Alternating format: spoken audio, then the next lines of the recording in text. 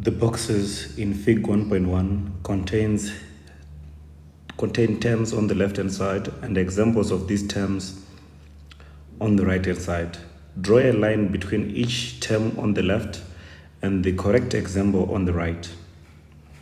So let's start here. Base quantity. So we need to know that there are 6 base quantities.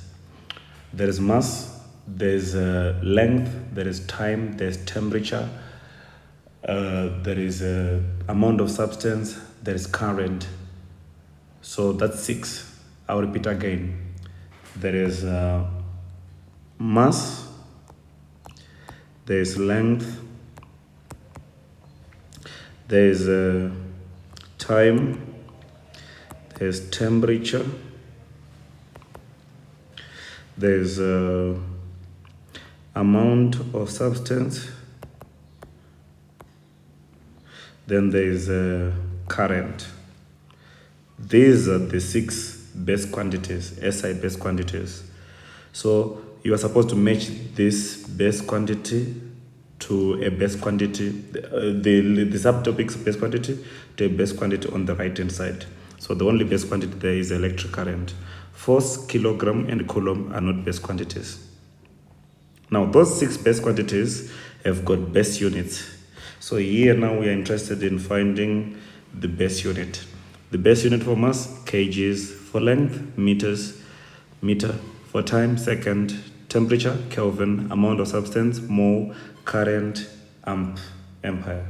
So here coulomb is not a base quantity, force is not a base quantity, kilogram is a base unit for base quantity of mass. Now next is a derived quantity. A derived quantity is any other quantity that is measurable, that has got a unit, that is not part of those 6. So for example, here we are left with the option between force and coulomb. Coulomb is a unit, force is a quantity. It is measurable, it has got a unit. So force is a derived quantity. Then derived unit, coulomb is a derived unit because it's not part of the 6 SI base units. A set of experimental results is described as precise and not accurate. State what is meant by precise. So we need to understand what does precise mean. Now precise mean that all the measurements you're taking are in a very small range, within a small range, such that their average is very close. Their average, most of the values are very close to their average.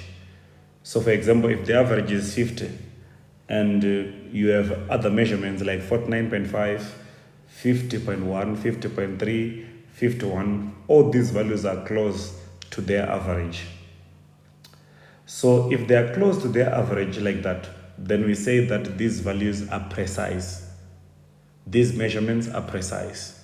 But suppose, let's say the average is 50, but the measurements which give us that average are 40, 30, 60, 70. These measurements, if we find their average is 50. These measurements like 70 is so far away from 50, 30 is so far away from 50. So these measurements are not precise because they are too far away from their average. So we can say that measurements are precise if the measurements are close to their mean. What about accuracy? Measurements are said to be accurate if their average is close to the true value. So if the true value is known, let's say as 50, we take measurements and the average of those measurements is 49. Then we can say that these measurements are accurate because their average is approximately or near to the true value, which is 50. But if you take measurements and you take their average and you find that the average is 30, but the true value is 50, then in that case, it is unreasonable to say that these measurements are accurate. They are not accurate because their average is so far away from the true value. So accuracy, if we can say the values, measurements are not accurate if the mean of these measurements is not close to the true value. An object of mass m travels with speed v in a circle of radius r. The force F acting on the object F is equals to mv squared over r, given here. The percentage uncertainties of three of the quantities are given. So we have percentage uncertainty of force given here, percentage uncertainty of mass given here, percentage uncertainty of radius given here. The value of V is determined from F, V, F, M, and R. Calculate the percentage uncertainty in V. So to find the percentage uncertainty in V, it's more or less we are trying to find delta V over V, which is equals to, delta V over V times 100%. That's what we are looking for. That's the percentage uncertainty in V. So we must look for the fractional uncertainty, delta V over V, and then multiply it by 100%. So this is what we do here. So to do that, since we are given this equation, we first of all make V subject of the formula, which is what I did here. V is equals to F to the power of half, R to the power of half, M to the power of half. Why? Because here we had V squared. So when I took the square root of both sides, square root is like the same thing as saying to the power of half. So that's why this F is now to the power of half, R to the power of half, M to the power of half. So now that we have made V subject of the formula, now it's about finding the fractional uncertainty of V. So since there is several rules, number one, this F has a power, this R has a power, this M has a power. That's first thing. Secondly, there is this division which is happening. Then finally, there is this multiplication that is happening, which means that in trying to find the fractional uncertainty of V, what we have to do is to find the fractional uncertainty of V, we have to find the fractional uncertainty of everything else. We have to use the fractional uncertainty of everything else. So fractional uncertainty of V, delta V over V is equals to, now when we have got a power, for example, the power here is half, the power of half comes and multiplies on this side. So it becomes half times df, delta F, F over F. Then again here, R to the power of half, then the power of half here comes and multiplies delta R over R. Since F and R were multiplying each other, that's why we add their fractional uncertainties. But their fractional uncertainty is being multiplied by half because half is the power.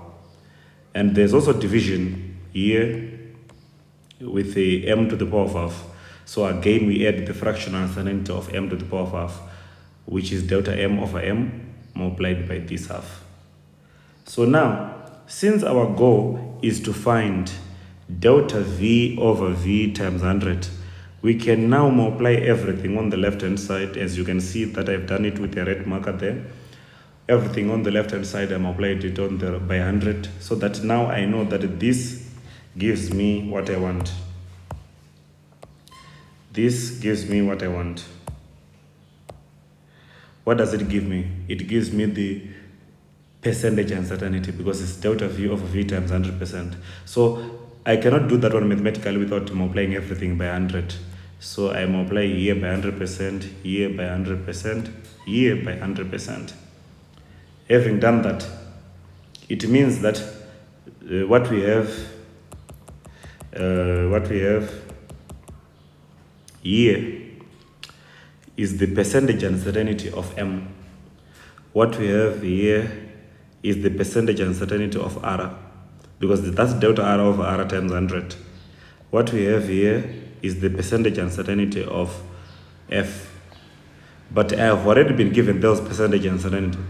This one is for F, this one is for M, this one is for R. So where there was a delta F over F times 100, I put 3. Where there was delta R over R times 100, I put 5. Where there was delta M over M times 100, I put 4. Because those are the percentage uncertainties. Then I work it out, it gives me 6%. So 6% is my percentage uncertainty of V. Now you are told that the actual value of V is 15 meters per second. Calculate the absolute uncertainty in V. Remember, absolute uncertainty in V is delta V. So delta V is absolute uncertainty in V. So we are looking for delta V. But we have just found that delta V over V times 100% is equals to 6%. So obviously, if I divide both sides by 100, this gives me delta V over V is equals to 0.06, which is what I have here. Delta V over V is equal to 0.06. Now, I now know that the value of V here is 15. So I substitute 15 there. Then I multiply both sides by 15, as I did here. Then I find that delta V is 0.9. So I have found the absolute uncertainty of V.